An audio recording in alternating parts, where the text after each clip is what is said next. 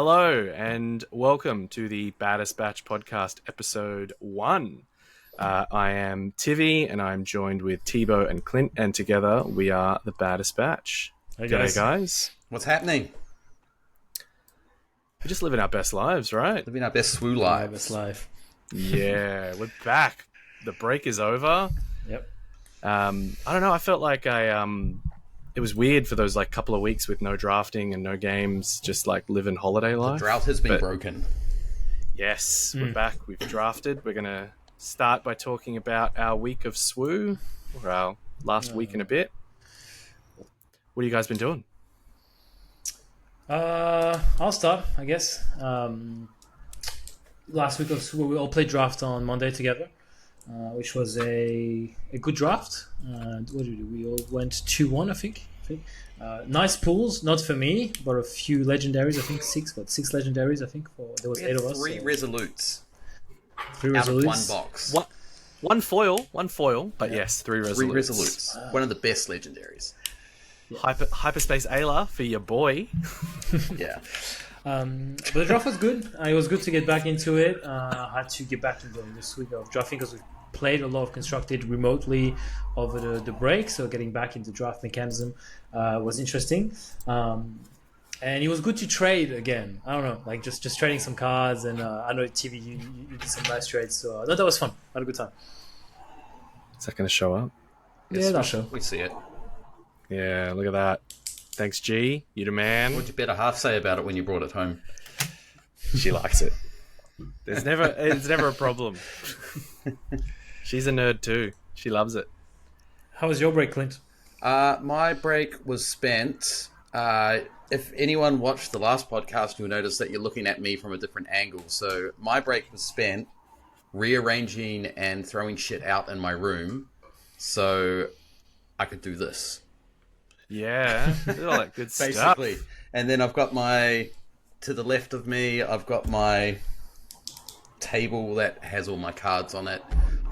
This is called the Child-Free Life, where I have a whole room just dedicated to games. What's that like? Exactly. Well, we could do a whole podcast about it. In saying that, this room is dedicated to my hobby life, and you can see the mess in the background. That one there is a Kickstarter from 4 years ago. It's still in the it's the Game of Thrones original miniature game Kickstarter. It's never been opened. But anyway, yes, draft Monday night. Terrible for me. I'm not great at draft anyway. I feel like I build good decks in draft, but the execution is always terrible. So I like drafting. It's always fun drafting with you boys because we seem to just talk shit about drafting. And then the best part of drafting, or my draft experience, is Thibaud just complaining the whole time about the cards he gets. And then he just... Every time. Then he just nukes everyone 3-0. Every time. If he doesn't complain, he goes 1-2. There's a system. Yeah. There's a system. I started complaining too late, I think, on Monday. I felt like I was good. And 2 packs in, I realized I started complaining 2 packs in instead of from the start. So I only went 2-1. Just can't have that. You're feeding me. I had a good time. I also agree. Love drafting with you boys. I got an additional draft because I had my local in Wollongong at Steel City Games, and where I went 1-2. I was very confident with my deck, and I think it worked really well. First game, I won. Second game, Sage rinsed me with a freaking Django. I'm pretty sure it was a Django red. Mm-hmm. And it was so fast, I couldn't do anything about it. Yep. So I was Maul yellow because I first pack pulled, and now there are 2 of them. Yep. Just my 40th of the set.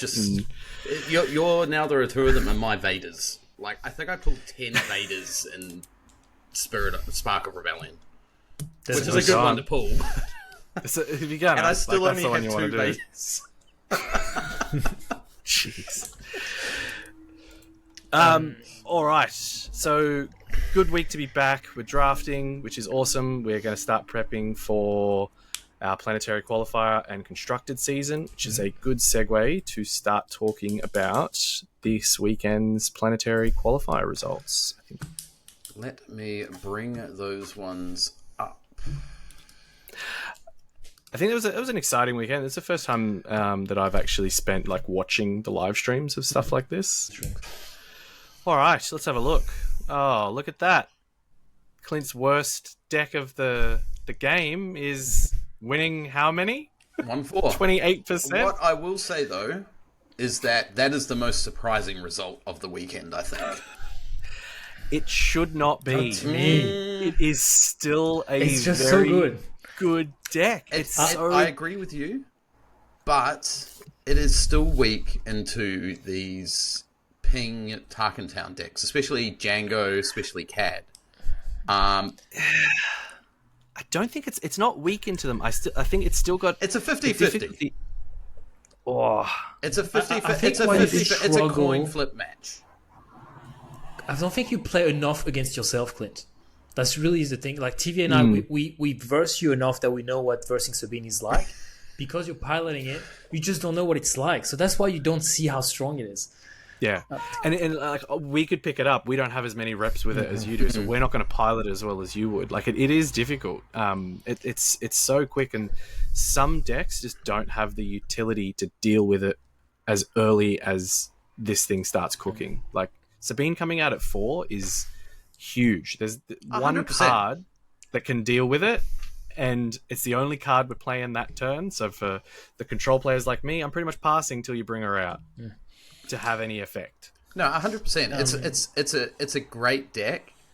I say the results are surprising because the general thought is that it was this 50-50 matchup into Django, Tarkentown, and then it was kind of like this uncertainty into Quinlan Tarkentown as well. But if we look at the results, there's not... When you look at Django, there's only like 8 in the top 8, like that made a top 8 appearance as opposed to 21 for Sabine. So all these decks that are technically, it's not unfavored, but it's a bit of a coin flip of a match. They just weren't there. I think a little bit of this, and I don't mean all of it, especially for the seasoned Boba players, which I am not. I think there was a little bit of the mentality that Django was just going to slip into that same role that Boba was. Oh yeah, it's 100%. It's such a different leader that it's not going to fit into it, and it's not going to be the same presence that Boba was. Like Boba with the 4/7 coming out at 5, having things like Boba's armor, having the passive resource, it didn't slip into it. I think it's slowly finding its niche, and I think a lot of people, if you're not playing Boba, you're always working out how to beat Boba because of how much Boba was the meta in the last 2 sets.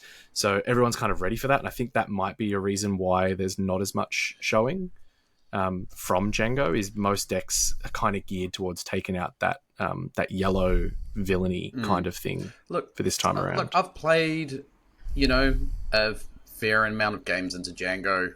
I think it's a 50-50.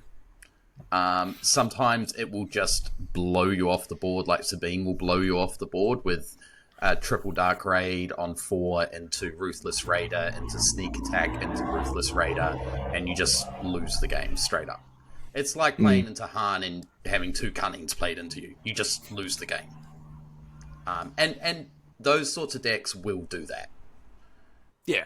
There's just sometimes you'll just auto lose a game if you draw the nuts. Yeah, always. Absolutely. I think the difference with Sabine there is she can more consistently draw the nuts because her top end is that extra round or so away, whereas with Django or Han, Mono Han specifically, they have to draw that card on resource 4 to kind of get ahead, pull ahead. Yeah, for sure. Just for the audio listeners who may not have obviously just the screen share, Sabine, 1-4 PQs, Han Yellow, 2 in Sabine ECL, right? We also have a Cad Tarkentown, Boss Green, Kira Green, Quinlan Green. To me, I think ECL. That's probably the most surprising. Quinlan ECL, which the deck list is really surprising. Really like mob swarm type of deck. So that one Chicago, one Quinlan Tarkentown, Cat Blue, Iden Blue, and a Palp 1 Yellow were the winners from all the PQs from last weekend. When you say surprising about the Quinlan, it's Quinlan ECL, isn't it? Correct. Yeah. I was also a bit surprised at the Bosk Green. Okay. I don't know. I mean, could be me being the control guy, but I think Bosk Blue is that little bit stronger. So to see a Bosk Green, I think it's really cool. I think it's Boss Green is really good because of the ramp it can give, man. Like, yeah, it's got a bit more. It's got a bit more bounties. It's different bounties. Like they're not the healing kind of bounties. But you got the quarry. Bounty Hunter's quarry is really good. The ramp one. The ramp one. So you have a bit more bounties. So I think it suits Bosk a little better. It's not a better control deck, but it suits Bosk a little better, I think. Yeah, I think and not ECL. No, but I think what you'll find That's is it's a little bit more resilient. You have Overwhelming Barrage, which would feast on any sort of Django deck. It would feast on a Han deck. It would feast on a Sabine deck. It's anything that's trying to kind of go low and wide. It's just going to absolutely demolish. You get one Overwhelming Barrage off. Okay, maybe you can come back. You get a second one off. Oh, that's game over. So such a good card. It's probably actually super well positioned. Kira Green underneath, probably the same, but I would say probably the Bosk is better positioned than the Kira. Kira Green was pretty strong. I wouldn't say strong. It was pretty consistent last set. I think it lost out most of the time to any kind of hard control decks. It couldn't compete with them, but I think it did pretty well against those lower aggro decks. Especially same deal, because like you flip Kira on that same turn, you can play an Overwhelming Barrage, and wipe the field most of the time. Yeah, the key to playing into the Kira Overwhelming Barrage was just making it as difficult as possible, like making that Overwhelming Barrage not as valuable. So, with Sabine, you flip, okay, Kira flips, puts 3 damage on Sabine or whatever, 2 damage on Sabine. Then you play a Darksaber on Sabine, and now she's got to use more of her Overwhelming Barrage to kill the Sabine, which allows more of your units to stay on the board. Yeah. Yep.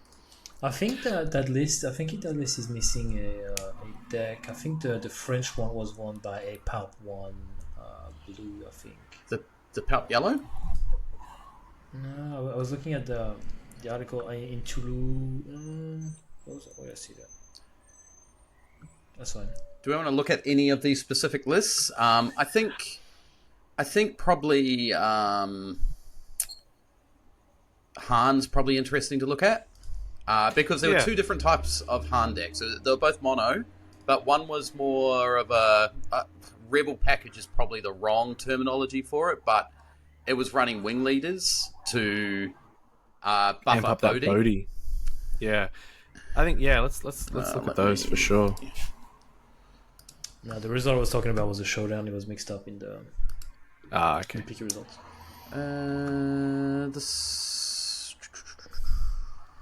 But man, looking at second, first, that they did a showdown in France. This man, one.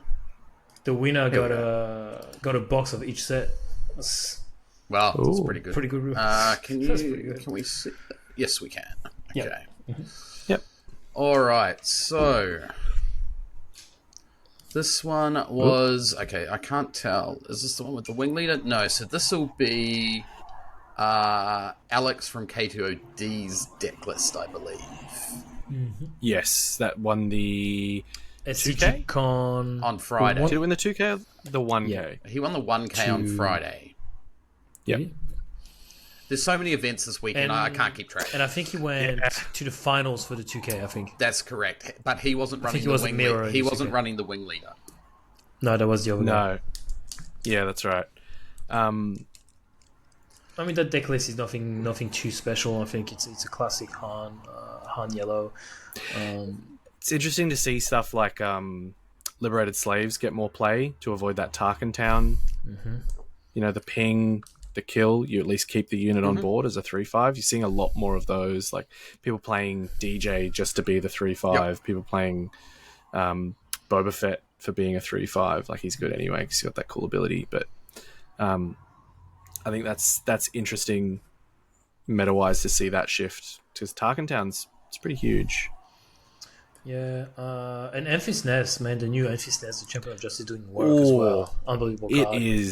It is a great... I loved the original one from set 2. Like, that was one of my top draft picks when I was going the yellow thing, because, like, you know, ambushing in, doing -3 and having everything else do -3 when it ambushes in is great when I was building CAD decks, because it's a yellow neutral underworld card, so you're getting a ping, killing most things. But this one's just done a lot of good stuff for yellow heroic. Waylaying every turn. So the Enfys Nest is a 7-cost yellow hero, Saboteur 5/7. When played on attack, you may return an enemy non-leader unit with less power than this unit to its owner's hand. So it's just an extra bounce spell that's just controlling every time. Board. Yeah, every time. But it's every time. When Exactly. played and on attack. 100%, yeah. And having five power means it's bouncing most things. Like, sure, it's avoiding, you know, your bigger units, but that's why you've got your waylays. It's just any sort of aggro deck. It's going to be able to bounce any sort of unit that an aggro deck's got on the board. I'll tell you an unreal combo that a player did against me the other day. I had a Han unit out, so 6/6. He couldn't bounce me, right? Mm-hmm. Except when he attacked with a Hotshot Blaster, and now it's a 7/7, and so he bounced my Han. Huge. Like, I can't do anything about it, right? Because it's dependent on the power. So Exactly. So now it's got 7 power.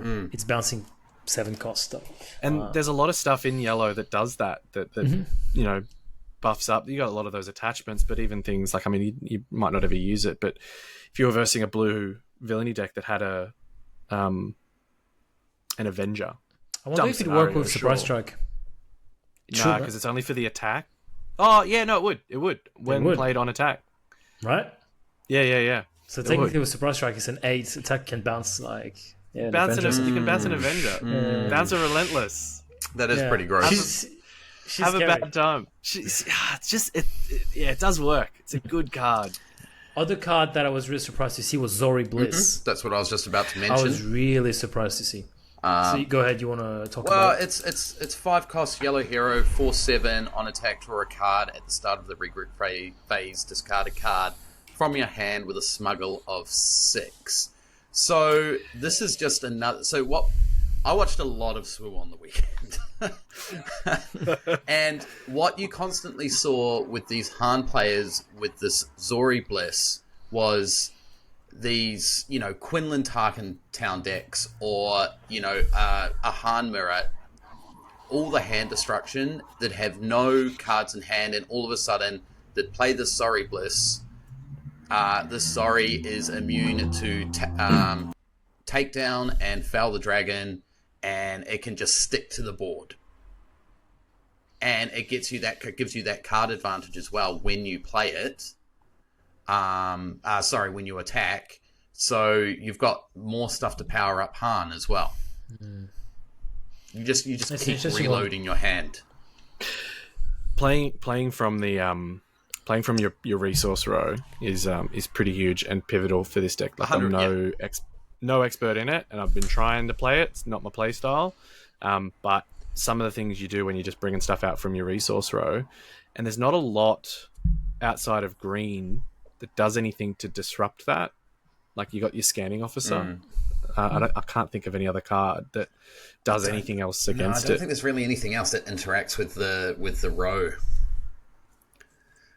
Yeah, like, you know, you've got you can exhaust resources and ready them, but nothing quite to the extent of scanning officer, which is a great card, and you know, you run it in your mono Palp 1 decks, the green ones, and you run it in a lot of green palp decks because you want the official, and you want the officials. But yeah, the issue with Scanning Officer is that I was looking at it earlier today, and it is actually a decently statted unit as well for a 2 cost. Like, you get that ability to mess with the row, and it's a 2/3. It's not like it's a 2/2 or 2/1. It's actually a pretty good turn 1 play, or turn 2 play. It's perfect turn 1 because then in those palp decks, you know, my favorite leader, you're playing your Royal Guard next, and because it's got official, it's now a 3/5 Sentinel with palp. The issue with it is that if people start sideboarding or main decking these Scanning Officers, the Han players are just going to go, well, I'm just not going to put my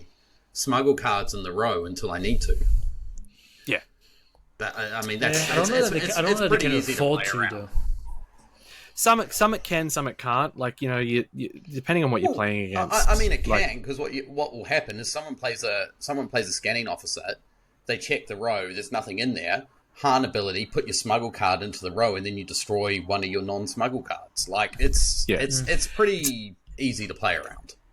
It's only a consideration in those green matchups, and I think it's more the palp one matchup for that. Like, I don't know, like, most of the other green villainy decks aren't really running them. There's not a huge value to them, and green heroic ones, I haven't seen much of it in there. But I think it depends how, like, you know, the DJ combo in this is devastating. Yep. I have played enough of this deck now to know that it's bloody rare, so I don't even bother anymore. It feels rare when we play it, but when we're watching the stream, it feels like every game they were pulling it off. Yeah, I think Scott's done it to me every time he's played me with this deck. I think this is a deck that separates the boys from the men, because you can see, like, again, after watching a lot of this deck being played over the weekend, you could tell how efficiently both these guys were piloting this deck. Like, it was like a work of art. Yeah, and very high skill level. No disrespect deck, to sure. you guys, but it's kind of like you don't know the lines, and it's a very intricate deck that you've got to think. Like, talking about Scott, we're going to mention Scott on this podcast every 2 weeks. I can see. Oh, I feel it. Yeah. He's still going on a cruise, by the way. You have to be thinking, you know, 6, 7, 8, 10 steps ahead to go, okay, I'm here now, and in 2 rounds, I want to be able to play this DJ, and I've got to do this with this card and resource this, but I also have to take, like, it's a puzzle, this deck, and like, these guys' brains must have been melting out of the side of their ears by the end of the day. And you need the reps. 100%. You need to practice with it. You need to be getting, again, Scott levels with Iden Blue, like thousands of games, hundreds of games is probably more realistic, but like playing it enough. And then the added thing that comes into this game, obviously, you know, it's my first TCG, but learning what your opponents have, because you can play against popular decks, and I always find that it's the ones that I'm not, like, what was that random deck that came out in one of those results? I think it was like a Hondo Blue deck. Yeah. I probably wouldn't. I'd lose the first match against that because I'd have no idea what it does, and you're not sure what to expect.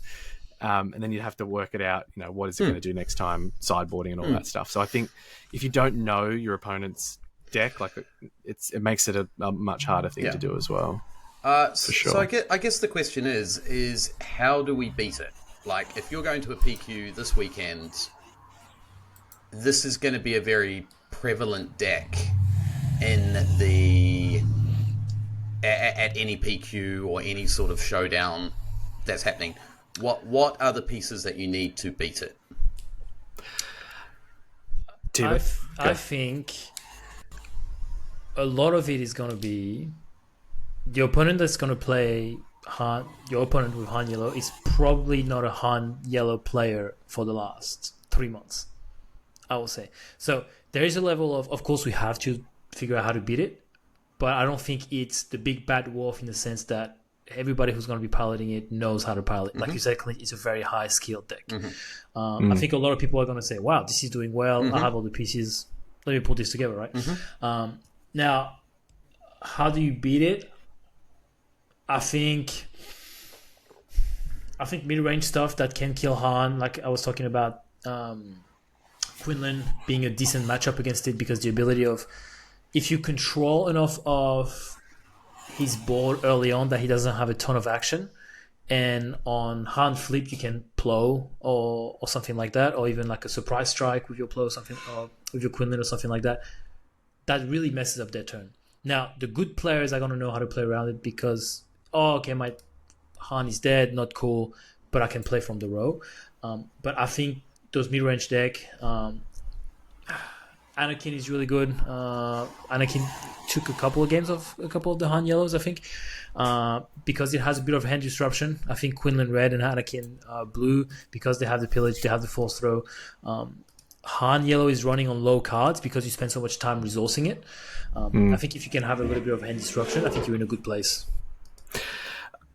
I agree. I think the other thing that is good against it is ramping, because Han's ability is that consistent ramp. So if you ramp with it and you're leveling the playing field on that sort of regard, I think you also stand a better chance. I agree. Like if you've got a leader that comes out at 5, Han comes out at 6, which makes him a better body. He's really coming out at resource turn 5. Yep.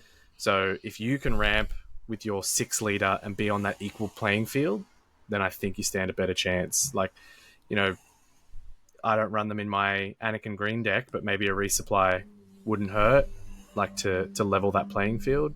I'm more shocked you don't run resupply ramp in the first place. Yeah, it's my fun deck. I don't try and win games with it. I just try and have fun with it.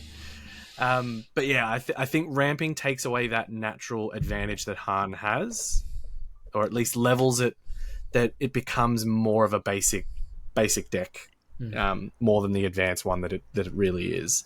So if you can level the playing field like with that, and like Thibaud said, hand disrupt, I often found when I was playing it that I am relatively low on cards. There's not a huge amount of card draw in yellow, so you're kind of stuck with what you're doing, which is why it does rely on playing things from the resource row.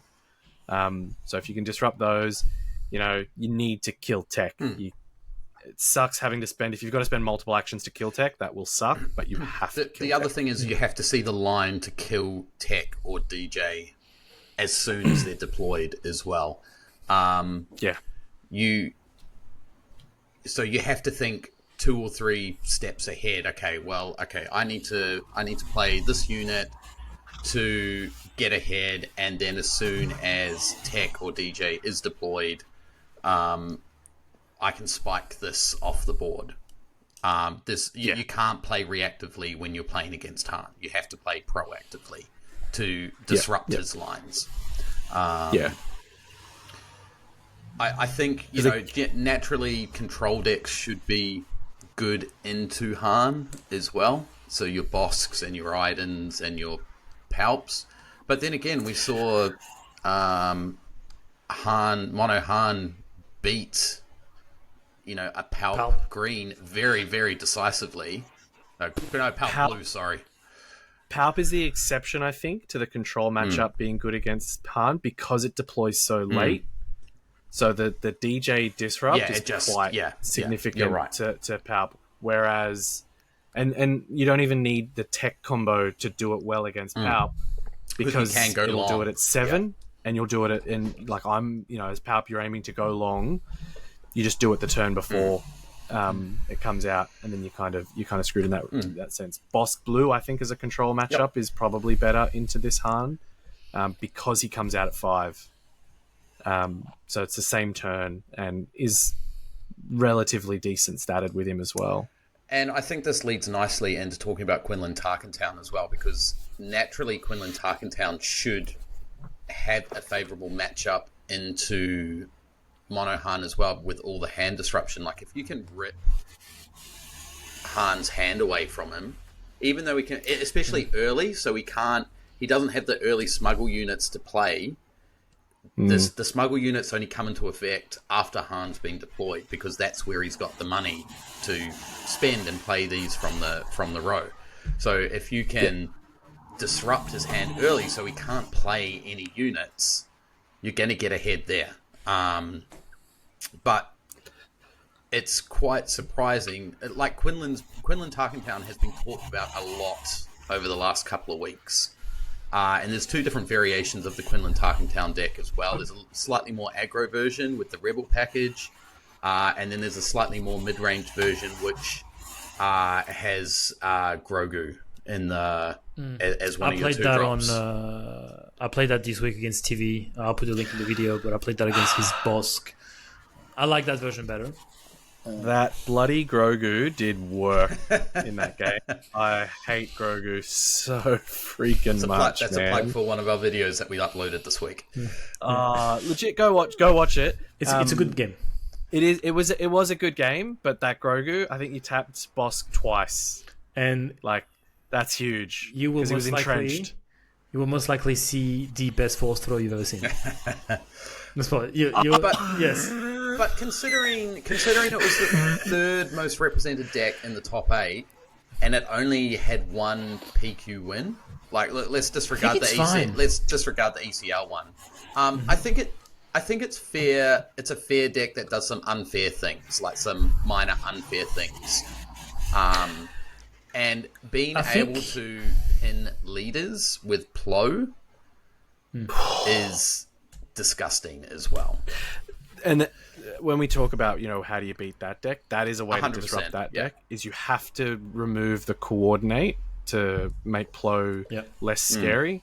I think one of the things that you've also, especially in that more force-heavy package, that one that you built, Thibaud, like having Grogu, having Ezra, having a bunch of force units that your force throw becomes not just the hand discard, but also the damaging units is pretty significant. You've really got to, take care of that. Like a 0-5 of Grogu, you kind of got to get rid of it because it has utility outside of just tapping something annoyingly. Like it's a problem unit. Yeah. For sure. I think 10 appearances in the top 8 for 1 win, I think it's fair stats. I think we also have to look at it as, I think it has to be compared to other set 3 leaders, which are leaders that we haven't had as much practice and as much exposure with. If you look at Quinlan Tarkentown, 10 appearances in top 8, 1 win. Django, 8 appearances, 0 wins. Comparing that to is another the set most 3 leaders. surprising one. I would have thought Anakin, Django Tarkentown would have snuck a win in. Anakin, 4 appearances, 0 wins. So Quinlan is the only set 3 leaders who managed to get a win in those PQs, right? I think, that's a really good point. And I think it's because, like, we bring Django. I think everyone was ready to fight Django. Yeah, that's fair. Because of that. I think this was that, I think we talked about it last episode, that, a bit of a sleeper deck. Probably didn't get as many wins, but the showing on it. And you're right, like it being a set 3 leader, haven't had that many reps with it compared to, some set 1 leaders still in there performing really well, where people have, spent multiple sets with that particular deck. Like Han Green, Casino Green, or whatever he was called, he was really popular for a while, but I think Han Yellow got shown, it's good. Yeah, but and then you take Boba out of the mix. Han Yellow fell off just because Boba was better. Yeah, he was just better. The Sabine players who won, like they've probably been playing Sabine since March, right? So they have like 9 months of reps compared to that's Clint. Compared to the set 3 leaders. But you know what? Like, and look, I will agree that that the Sabine deck runs the same, 44 cards, and there's 6 cards that you switch in and out depending on the meta. Like over the weekend, the Sabine deck adapted by running General's Blades.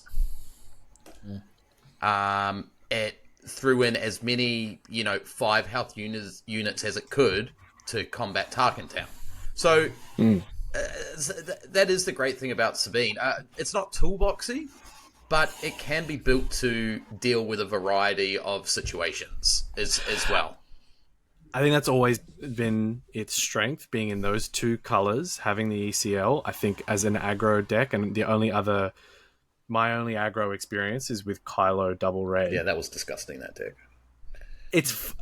I still maintain, I don't think you disagree either, Clint. It's faster than Sabine, but it has nowhere near as much utility as Sabine. That's and what it lacks. And top end, Rekka ECL is just disgusting. Make It's Rekko not 7 okay. cost.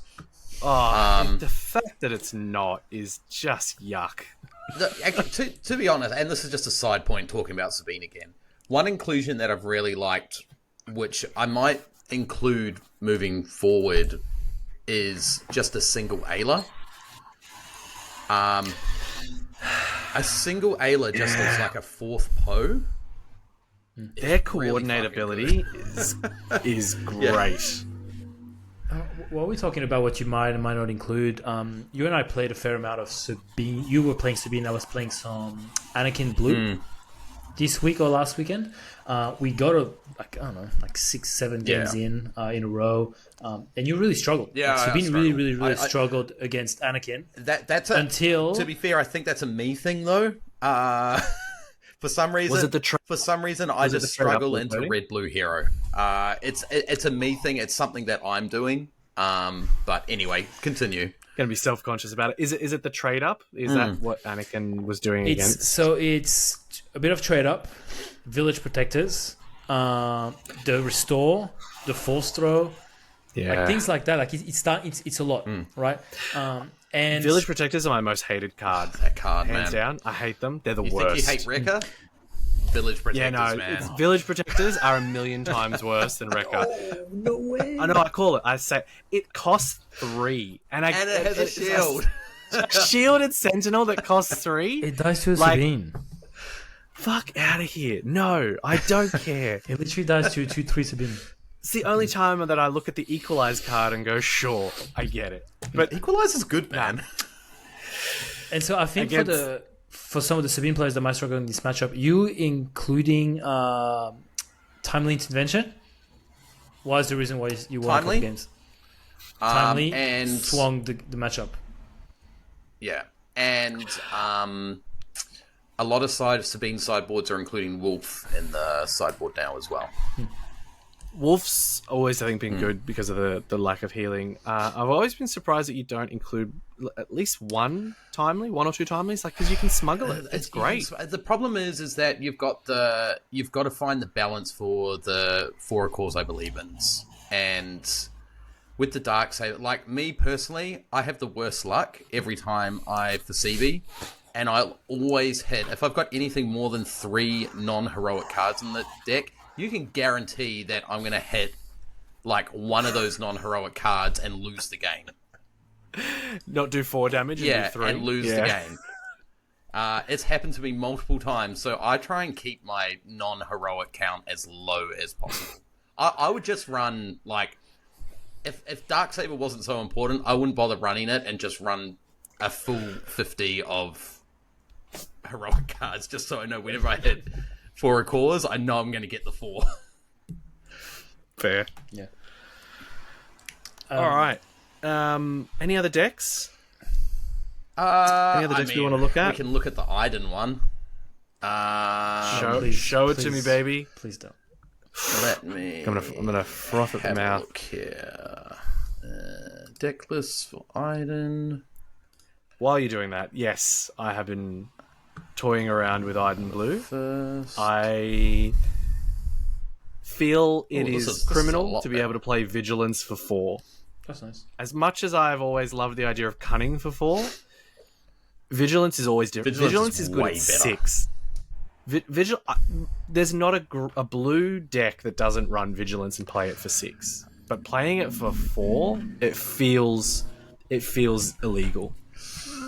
All right. Yes, we know this result is controversial, but we're going to look at the deck list from a purely objective point of view. Yes, absolutely.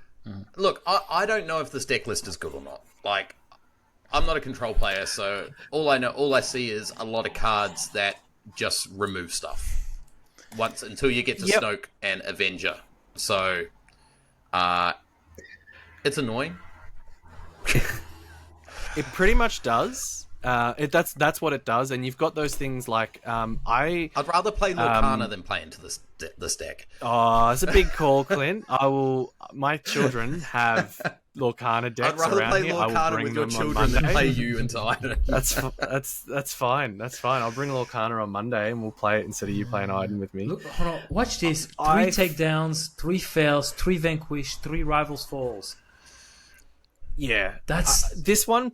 This one's a little bit different than the one that I've been playing. This one feels very focused on doing kind of one thing one way. To me, it doesn't. I don't know. This just could be me, and again, take it with a grain of salt because I'm new to TCGs and I'm new to being a control player. I find the Bounty Hunter's Quarry interesting. I know what it's for. It's because you want to get an event back. Like if you're in that control mirror matchup, you want to be able to play that to get your restock back or a key vigilance if it got taken out of you. Bounty Hunter's Crew. Yeah, sorry. 3 of is a little bit overkill. I tend to, in decks that I run like this, I tend to run 1 in the sideboard because you only really need 1. So I think having 3, I'd be interested to understand a bit of why 3. The redemption thing I think is really good. I tend to run 1 restock in the main because you never know. Especially if you've got that control mirror matchup. A lot of the other most people when they build control decks, at least when I've versed them, they don't include a restock. So they might go and aim for the mill victory, hit me to mill, and then I play a restock, and they're like, oh, okay. And then they can't mill me, and then I just end up milling them and wiping them. Out of curiosity, okay, I was going to say, like, the spicy thing is the Lukes in the sideboard. I didn't know that. Yeah. But why do these mono blue controls, if the games go so long, why are they not playing Relentless out of Aspect? I think Relentless is probably a better option, but it's only that good. What would they pay against for it? 12? The other mirror. Are they paying 12 for it or 11? No, it's 11. It's 11. I mean, it's good. It's only good in the control mirrors. That's fine. Put it in your sideboard. Yeah, I think there's other things that I prefer. Like I run crate dragons, and I run them in the main because I'll pay 11 for that. The Relentless, yeah, sometimes like having the restock and why you put a restock in the main is because we might be on 4, and no, we won't be on 4. That's a dumb scenario. There might be a Relentless out, and I'm going to pay 1 for a restock that now does nothing. Yeah. And then I'm going to pay 6 for the Rival's Fall to kill That's it. That's fine, but they're still burning a card and you're getting card advantage from it. Like, again, I'm not a control player. I'm just looking at it going, well, if you're playing these, like, Bounty Hunter's Crew out of Aspect for 8, like, why are you not playing 1 Relentless in there that you could pull towards the end of the late game and it might actually just lock up the game for you? Yeah, but I think a crate does that even better, and that's why I wouldn't run a Relentless. Sure. I'd run a crate because the next thing they play, I'm going to do damage to the base or I'm going to do damage to a ground unit, and then I've got a 10-10 body with Overwhelm as opposed to an 8-8. I'm sure smarter people, or smarter deck builders than me, have probably tested that and figured out that Relentless is probably not a good out of aspect card there, but I don't know. I just look at that and go, well, if you're going to play Bounty Hunter's Crew, just play something that's better into control. My 2 cents in the deck. I'm guessing the Luke's in there for that aggro matchup. I don't know. Sorry, Thibaud. The Luke's? No, you're fine. I was just saying my 2 cents on the deck is no turn 1 play. Right, absolutely 0 turn 1 play. So that's interesting. Merciless contest. To the power of the dark side. And all merciless contest. Right. Yeah. Now you have all merciless contest. I think you probably play Merciless Contest over Power of Dark Side because Merciless Contest can't target leaders. So Merciless Contest 3 off, right? One of the new set cards. I am your father making an appearance now. I'm seeing it more and more in control decks. So because they're saying, okay, either you let me kill a unit or you make me draw 3 off. And a ton of removal.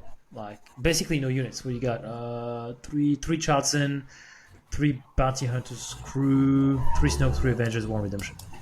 Right. I don't. It's interesting to not run things like top targets in here because I feel like the longevity of this Iden blue deck and why I think it does so well into things like Sabine. And I mean, we've even though the games today you did win them, but you got to look at some of the healing that was done. Like I think was it resource turn 5, I was back to 3 health, and you'd swung in every time.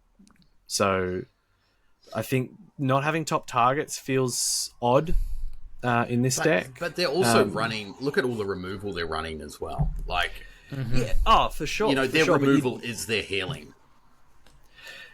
They're just basically not letting you hit base. They remove everything. Yeah, that's the other thing. I think, I don't know, personally when I've played this deck, I mean, obviously the person who did it, all controversy notwithstanding, they're clearly good using the deck, and it clearly does work a particular way. It's probably not my control playstyle.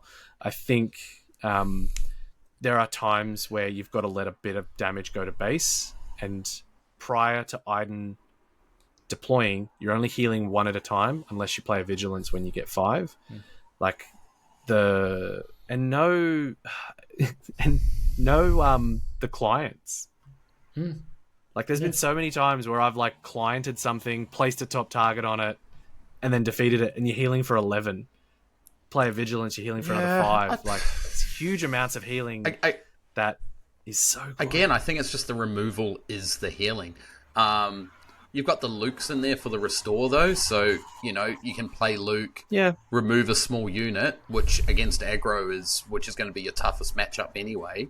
You remove a small unit, plus you now restore 3, because it's very difficult for aggro to remove a Luke once it hits the board. But that's at turn 11 as well. 9 resource. That's at resource turn 9. Like at that point, you've already super laser blast.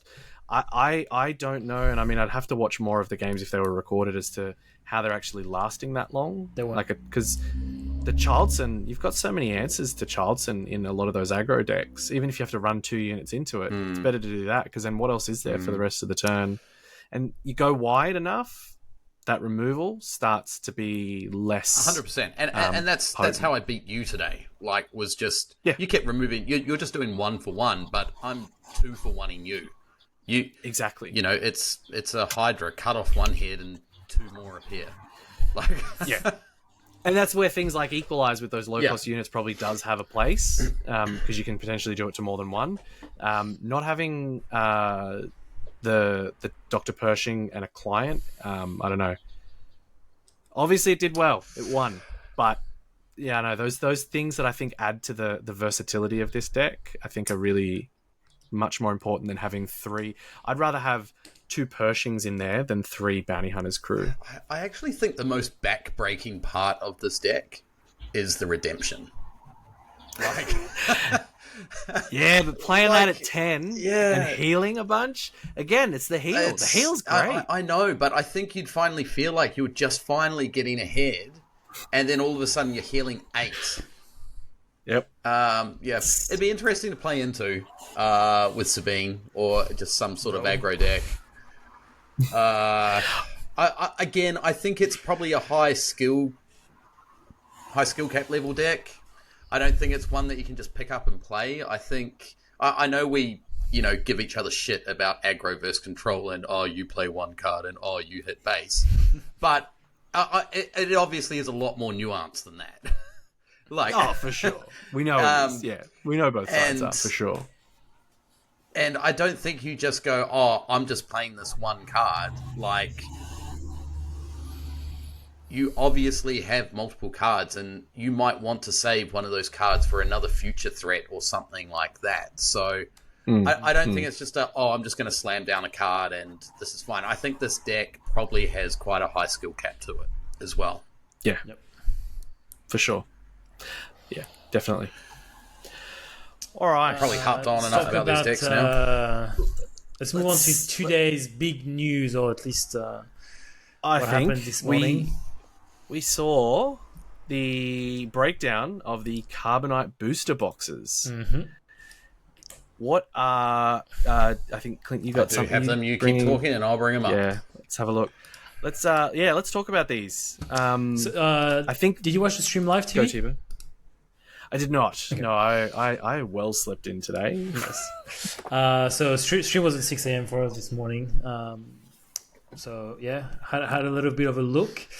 I liked it. The stream was short and sweet. They went to the point relatively. I think they beat around the bush a lot of times. They're saying, "Oh, we have this, but we're not going to show you. Oh, we have this, but we're not going to show you." But for what they did show, obviously, so the component of each booster. So guaranteed hyperspace leader or showcase. I think, and that's probably maybe not the most interesting thing, but the stats for the showcase is 1 every 2 case. I think they said 2 boxes. So every 24 packs. 1 every 2 box. 1 showcase every 2 boxes, as opposed to 1 every 12. Is nuts, right? Just to interrupt you, Thibaud. We're under the impression that it's just the regular showcases, aren't we? So you're either getting like a regular hyperspace leader that you would get in a normal pack, or you would just get a regular showcase leader. They didn't say anything about these showcases or these hyperspaces getting special treatment. Yeah, no, I didn't think that was anything I read on no, that's the impression that I got. What that means to the second-hand market, like on showcases, I don't know. I would imagine showcases become a little bit cheaper for set 4, maybe. Maybe. We'll see. These are a bit more expensive, though. More expensive. So it might kind of keep things relatively even. Like there might be more availability of showcases and of a wider variety of showcases, because I know that we can talk about it a bit after, finding it mildly more difficult to get our hands on showcases at the moment. I have to admit, I'm a little bit disappointed that the showcase doesn't have like a special treatment. It could be the same showcase, but maybe it had a different foiling or a spot gloss on it or something like that, just to differentiate it from the other showcases. I think, but then it's the printing comes into play. Now it's easy for them to print the showcases. Like maybe from a cost point of view, if they have to make a different showcase, maybe the price of the booster is a little higher. I don't know. But all of a sudden, maybe if you had texture or something like that, maybe it's instead of 30 US, it's 35 US. Yeah, I mean, and I think comparing it to other games, I feel like this game already has more art variants, not more regular art variants, because you've got your regulars, your foils, your hyperspace, and your hyperfoils. So there's already your showcase. And then showcases, like to add another thing into showcases, and now these prestige cards, like maybe that was just one too many. We'll get to it. Obviously, we'll keep going down. 7 foils of they probably did specify the rarity, but I don't remember. 7 foils of a bit of everything. We'll come back to the prestige. 5 hyperspace, which they did mention on the stream was the people's favorite cards. It was interesting, and the hyperspace foils, which at least one of them is uncommon or better. I think they said at least uncommon or better for at least one of them. And the big boy, the prestige. I think that's the big new thing that people were waiting for. I think a big I've got announcement. one here. Hang on. So here we have a falcon. I think they showed. There you go. Face fire spray. So the variants on the left is what you can find in Bobba's starter deck. It's not a start. They don't call starter decks anymore, but the spotlight decks. Yeah. That's it. Then the second one is the regular variants, right? The third one is a bit different foil, I think they said. And the last one on the right is numbered. And also you can see the text box is gold instead of silver. They did say the foil was going to be a bit different. I think they said it was going to be spot gloss. Yeah? Yeah, I don't know if it's all the prestige ones are going to be spot gloss, but I know the last one definitely is going to be a spot gloss, which is very cool. Important to say that those are limited, like the booster, like the Carbonite Boosters, they will print a certain amount of them, and that will be it for the set. So yes, those cards are 0 of 250, but the boosters themselves are going to be a limited print, right? So there's not going to be a lot of them. I think they'll fly off the shelf. And there's going to be 36 prestige cards. So we're assuming that. Are we assuming that all 36 prestige cards are going to have a serialized form, or are we just going to get something like Fet's Fire Spray and the Falcon as serialized? No, I think all of them. I think it's going to be all of them. That's still a lot, though. Get that money out. That's still a lot. I would imagine these will have showcase pull rates, like from there'll be 1 in every 12 box or something like that. Yeah, I think they will be 1 in every 24 if you're going to go by, packs per like boosters per box. 24 packs. So every 12, 300 or so. Yeah, I think they've got to be like that rare thing, because I mean 250 is not a lot worldwide. No, can you imagine trying to collect a set of that? Oh my goodness! Someone's going to, someone's going to. But I think rough ballpark figure. What do you think it would sell for? Like, and I would say like number 1 and number 250 would sell like for a lot more. Number 1, Falcon. Oh, what, $500, $1,000? I don't think they're out of the realm. You got to think of, remember the first showcases? I was going to say 800. I cracked my first showcase was that Palp one, and I remember going on and seeing like people were paying $900 for it. Like, you got to think Boba, when he first he was what, $1,200 for a. He's still $700. $1,300. So I don't think something where there's only 250 of them worldwide. I don't think going over the $1,000 mark is completely unrealistic. I think people will put it up for high. And we don't know all the odds. Imagine a Death Star version of this. It's over. That's crossing. That's crossing the tunnel. Stop. But that's 250 at, let's just estimate, 1 every 300 packs. That's still a lot of boxes. Oh, especially of these. Yeah. Then, like, what? I was in at House of Cards and Collectibles today talking to Edgar about these Carbonite booster boxes, and he says he probably... I mean, that the MSRP was $29, so USD. He said Magic comes in at about $45 for a similar thing. I think $45 is probably going to be too cheap. Like, 45 Australian, I should say. That $29.99 is USD, and I'm assuming that's plus tax over there as well. So you're thinking like $50, $60? 60. I reckon it's going to be closer to 60. And we're talking a per booster price here. Per pack. Per pack. So we're talking like close to $700 for a box. I think if it's 60, I don't think it's going to sell very well. If it's between 40 and 50, it could be. 40 is flying off the shelf. But at $29.95 USD, you're looking, that's at least 55, 60 Australian dollars. Yeah. Very much. It'd be between 50 and 60. I always my question for you, gentlemen, and it's a little bit debt. 1.5, yeah, times 1.5. My question to you, gentlemen, is: are you guys it's usually what I do? Probably. I don't think I care enough about the ships in this. Like, if there was one that I really, really liked, I'd probably just pay for it rather than gamble this one. So I think along that line of thinking, this is probably not the set for me either. I'm not huge like capital ships. If I see an awesome Star Destroyer, no, I'm probably the same. I'm probably just going to buy it as a single, even if it costs a stupid amount of money, because that's who I am as a person. I'm looking at my Armada, Star Wars Armada Star Destroyers that's just up there, and I'm like, I bought that. I played the game 3 times. But I love them. I'll buy more of them if I could. Set 5, Legends of the Force. That's a different story. Like, you get me into those kinds of things with Jedis, I'm probably buying a box. Like, there's not going to be much in there I feel like I won't like, especially if they do things like, and scratch the Star Wars nerd in me, if they're doing things like Revan, the Old Republic in that Legends of the Force, if they do that, I'll lose my brain. I think I read on Discord somewhere today that there was a leak somewhere, and I'm surprised no one's actually talked about this. Maybe we shouldn't talk about it, actually. No, maybe we... Let's avoid it? No, maybe we won't talk about it. That's what I'm saying. Like, those kinds of things will scratch an itch for me that will make me... I would probably outlay one box. It's not like I'm just going to walk in and buy one every couple of weeks. I already said in the community chat today, like, next set, I'm probably going to just draft more in singles, because I place a bin. Tell me we're going to get you down to Wollongong to draft? Sure. Hey... Don't tease me. So, yeah, look, I mean,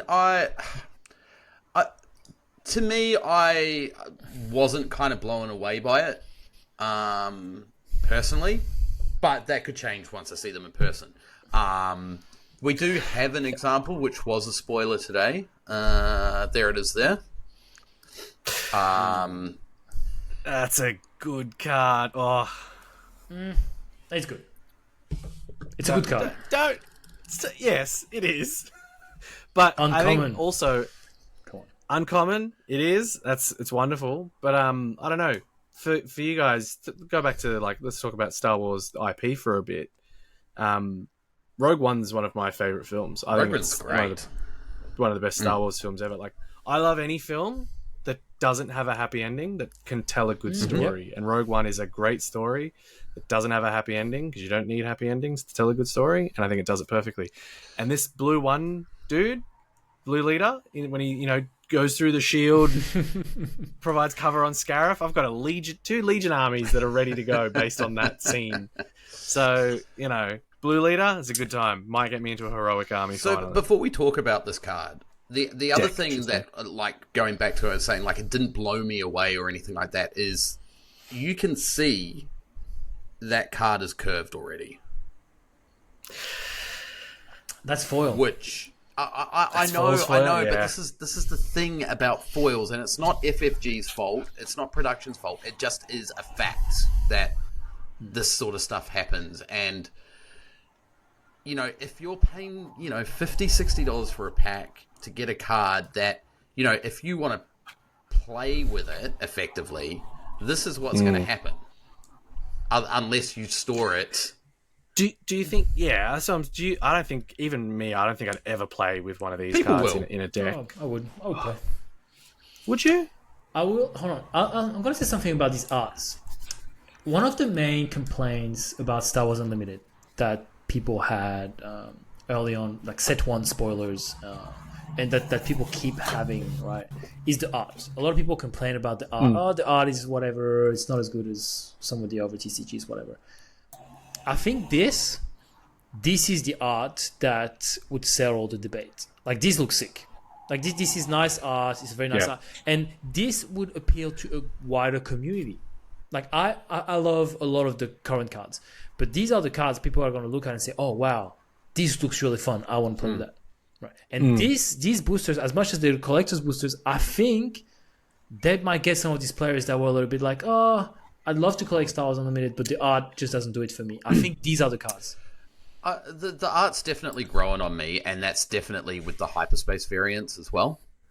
Not every card is a winner, but then, if I look back through the old FFG artwork for Star Wars that they kept recycling before they got the new artwork, you go look at that, and it is rubbish compared to what it is now. Like, the artwork of Star Wars Unlimited is light years from what FFG was using. Like, look at the deck building game for the clone, like the Star Wars deck building game that FFG produced. They still are using the recycled Star Wars artwork. Really? There's some fire artwork in it, but for the most part, a lot of them are misses. Like, compared to what we are getting with Unlimited. And I think people need to remember that when they complain about the artwork, is that if you're looking at the old FFG artwork, like, it's shit. It's absolute junk. Reminiscent of some of, and Thibaud, you probably remember some of the old Legion card arts. I think they're very great game, great miniatures. Well, especially the more recent ones. The early ones were a bit, those stormtroopers killed me. Great art right but here. Some of those... What's that? Sabine. The only one I've got in arm's reach is Tarkin. I still pick Tarkin over Sabine any day of the week. Degenerate. But yeah, I think some of those were the same. I think in what you're talking, Clint, is some of those early stuff. I think they've come a long way, and I think this card looks you're right, great though. Like this card looks it looks awesome. I think it looks so good, despite the fact that it's not really like, some of those actiony scene cards that we see a lot of, like Maximum Firepower. I think is a great hyperspace art, and the attack pattern alpha, that double green one from set 1. Oh yeah. That hyperspace and that hyperspace foil is a phenomenal card. Yeah.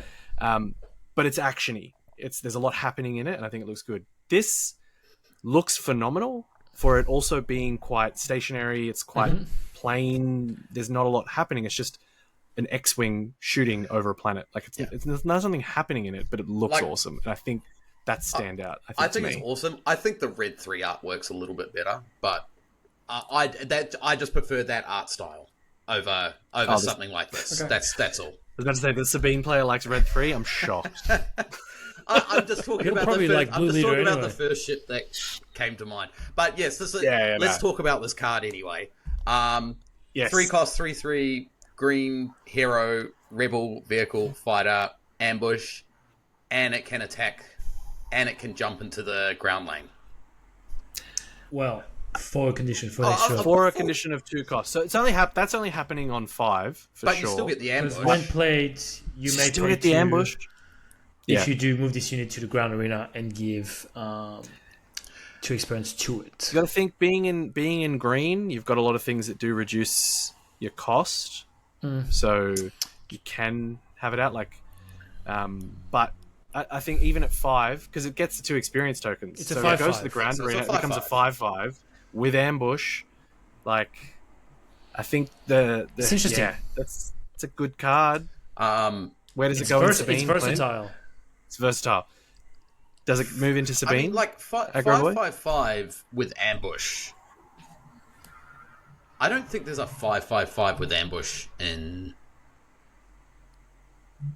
the game. There's the Syndicate Lackeys, which is a 5/4 for 5. Whatever. What's the green one? No, that costs 6. That's what I'm talking about.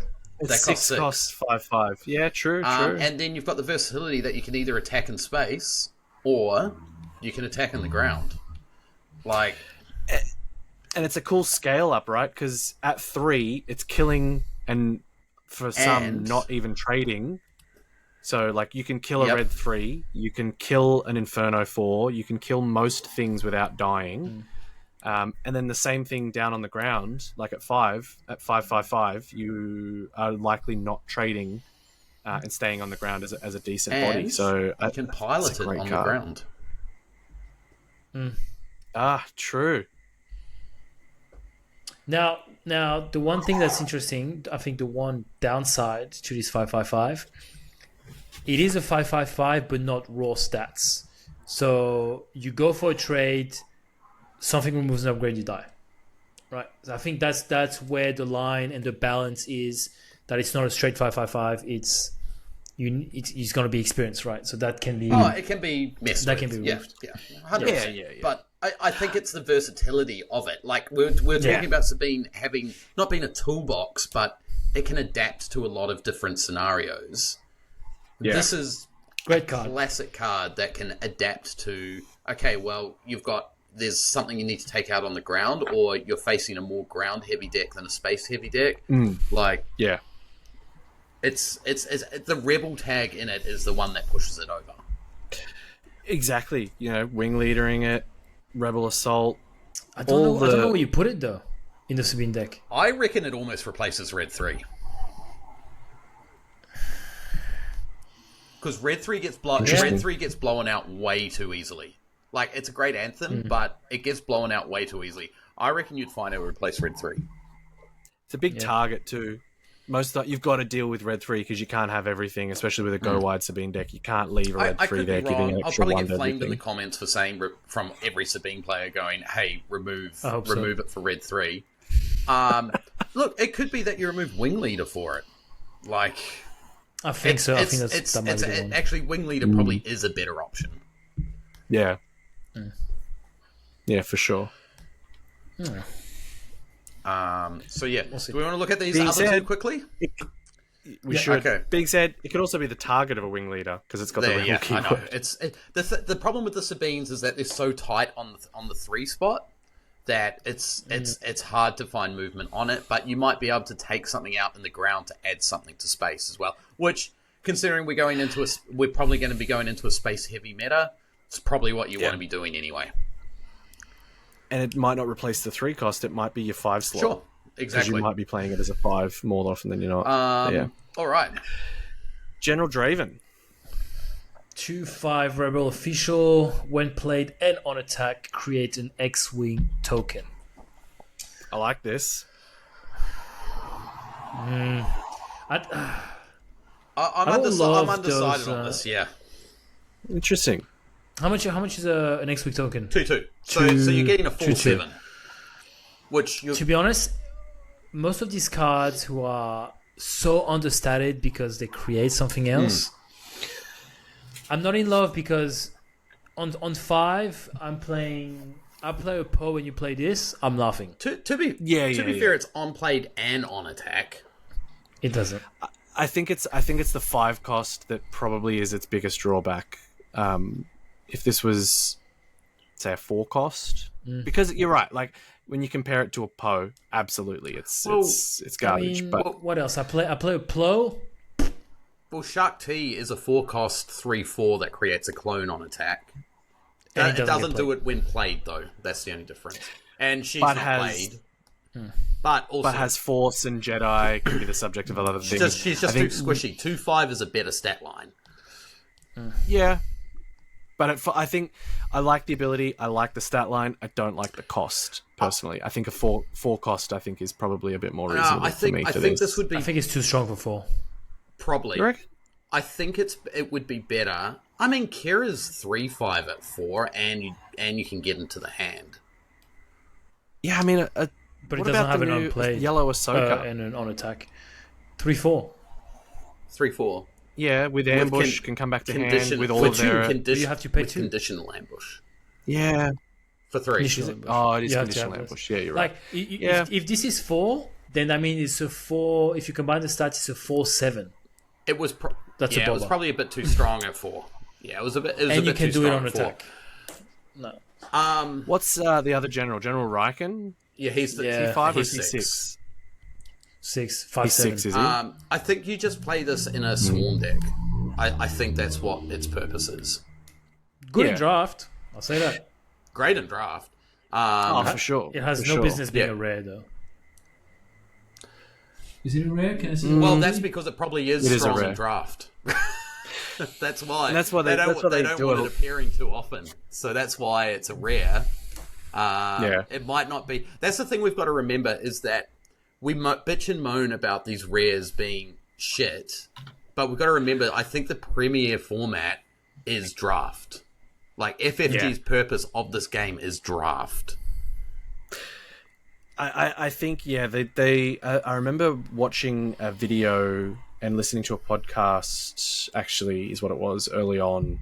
And it was with the lead designer, whose name always escapes me, who said that, like, the rarity of cards does not denote the power of the cards. Like, yes, there are legendaries that are hugely powerful, but there are also legendaries that aren't. Same with rares. And I think a lot of that does come into, the limited format. Like, you don't want 11 of these dudes showing up in a draft or a sealed and just being, cool, I'm going to play he's unique, but having 3 of or 4 of in your draft deck to be able to smash this out later on and swarm in, it's going to be pretty brutal. Do we have another one? This is the last one. Yeah. The bad guys. Let's go. This card I like. This is a good aggro card. So, Allegiant General Pride, 2/3, first order tag, official. When indirect damage is dealt to a unit, you may defeat a non-unique upgrade on it. And on attack, if you have the initiative, deal 2 indirect damage to a player. 2 cost, good stat line. It's got an aggro stat line, so it can. I'm intrigued about this deal 2 damage to a player. Does that mean base? Does that it mean means they base decide. and its units? They decide decide. where it goes.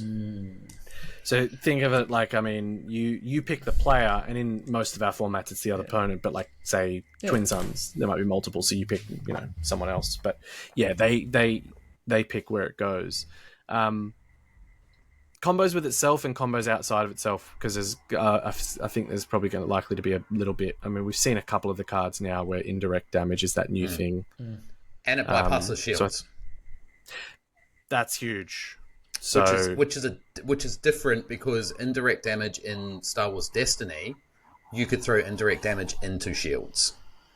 So this is kind of a rule change that they've made since Destiny, that no, this indirect damage bypasses shields. Interesting. It's interesting because if they then pick a unit, of course, then you can defeat an upgrade. So you almost, if you have an upgraded unit, you're always going to want to take it to base. One thing I wanted to ask, and it's a dumb question, but when you say it bypasses shields, that means it like Saboteur defeats the shield and then goes under to the shield. Goes under the shield, so you can still keep the shield.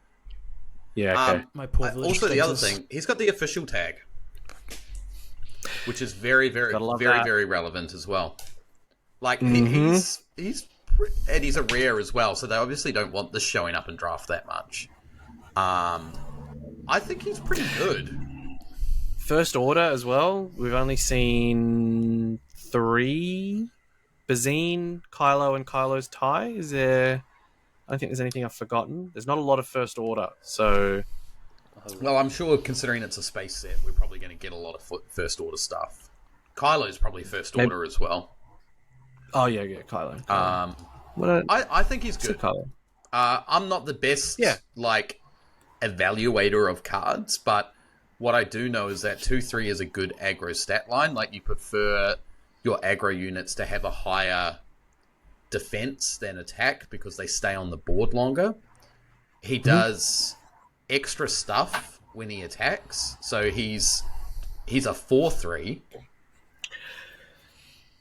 The fact that it's on attack keeps happening. Like, you think, compare it to other, say, 2/3s, like we talked about, Scanning Officer. It's a one-time thing, same stat line. This is the same cost unit, same stat line, and an ongoing ability. Yeah, it's subject to you having initiative, but you're right, it's an aggro thing. You kind of want the initiative, and you're hoping that you have the initiative most of the time anyway, so you want this ability. So he on attack gives you indirect damage, and then when indirect damage is dealt to a unit, you may defeat a non-upgraded upgrade on it, which I think that would also mean. Don't say leaders. Don't say leaders. No. I'm just saying that it's not just subject. It's passive across the rest of the battlefield. Yeah. So if you're dealing direct damage to something else and they choose it, it's not like, there's certain abilities that are like once per round, like Migs Mayfield or Cad Bane's thing. This happens every single time. So the more you can build around creating indirect damage and causing it, you can start messing with people's upgrades, non-unique upgrades. He'll be a great draft character in the least. I mean, I think he goes straight into Kylo. If a Kylo aggro deck was to re-emerge, which I think a lot of people are playing Kylo yellow at the moment. This definitely goes straight into it. And it's on attack as well, so they have to assign the damage first, and then you can choose. Would you have to declare an attack first? You got to you declare the target first. So they can do it to the thing. It's okay. I think it's okay if you don't have the initiative, it's unplayable. Oh, 100%. That's the issue. If that's your turn one, it's still a 2/3. It's still a 2-cost 2/3. Yeah. It's still a good body. Yeah, of course. But like I play, it's okay. But a Battlefield Marine, a Sabine, whatever. There's a lot of cards that will sit down on the battlefield and be happy about it. Yeah, and that's fine. Yeah. And Battlefield Marine is pushed, but it's pushed because green doesn't really have a lot of other stuff either. Like, what else does green really have? Yeah, I mean, it has a lot of good stuff, but it doesn't have a lot of good early stuff. Like a 2-cost 3/3 it's why it's still a staple in those 100%. Green heroic decks. Like it's one of the better starter opening cards. And it's definitely interesting. Green villain is far better than green hero as well. Our first 3/3 is at 3-cost, not at 2-cost. So throw hero a bone. Anyway. I like it. Not that I'm ever going to play it, but I like it. God, play a bad guy once. TV, to go back to what you were saying about First Order. First Order has the Kylo leader, the Kylo unit, Disguard, Supreme Leader Snoke, the Finalizer, Snoke, the Kylo Finalizer, Sty, and Bazine. So there's a few, but no interaction between them yet. No, so I think it'll be interesting. I'm always keen to see what that kind of stuff looks like. We've seen a lot of it with Rebel, see a lot of it in Official. Like I'm keen to see what Underworld, Republic, Separatist, a lot of that in this set. I'm keen to see what the First Order one does. I'm always hoping Spectre does a little bit more, so that Hera can be fun. But we'll see how we go. So we've been going on for quite a long time now, but I think what we should do is finish up. What is happening though before we do our next podcast is the Melbourne PQ. What do we think? How do we think the Melbourne PQ is going to go based on the results that we know? This is kind of like, it's not on the spot. It was on our list, and I think we slightly skipped over it because we were rambling on about other stuff. But where do we think Melbourne PQ is going to land? Because it's the first one in the Australian competitive. It's the first one for Australia. It's also early in this competitive scene. There's no show. There's one showdown before it on the 13th in Melbourne, which is probably why they're having it early. Yeah, I'm going to say it's a tough goal. Yeah, I think there are a few Sabine players in Melbourne. I think we're going to see a lot of Han. I think we're going to see a lot of poorly played Han. I think we're going to see. I mean, Australia has some weird decks every now and then, so I think we'll probably see like an Anakin do well. Quinlan Tarkentown, I think, will make a showing. I think as well. I think it's like got to think about how much it's on the scene, and in a lot of content creation, there's a lot of things about Quinlan Tarkentown. So I think that'll be there. Maybe a CAD Tarkentown, can't dispute. Quinlan's got you pick the ping. CAD's got the guaranteed ping because most cards have Underworld, so there's still that option. I think it's pretty wide open, but also very wide open. There's going to be some of those ones that we probably expect that maybe not say win it, but I think top 8, we're shocked if we don't see Quinlan Tarkentown or a CAD Tarkentown, a Han double yellow maybe, if it's played well by someone. You never know. It could be a lot of practice down there for someone. And Sabine Green is probably likely. I think we'll see one of each at least. I think we'll probably see probably a double Sabine and a double Han is just based on representation. Han and Sabine are probably going to be the most represented decks, and then we'll probably get a Django. I think we'll get my hot take is that we'll see a Quinlan Green in the top 8. Okay. Big, maybe. I've seen on the buy sale trade group a lot of people asking for control cards. A lot of people looking for Avengers. A lot of people looking for Super Laser Blast. We were having this discussion the other day, weren't we? Looking on the Australia buy sale trade, you can definitely tell who's going to be playing what in the upcoming PQs because I think there was a big post for Mono Han. There was a big post for a control deck. I'm going to assume it was Bosk or Iden or whatever. Look, I mean, if the Melbourne PQ was anything to go by, I know it was overrun by Boba, but to be honest, it was pretty open.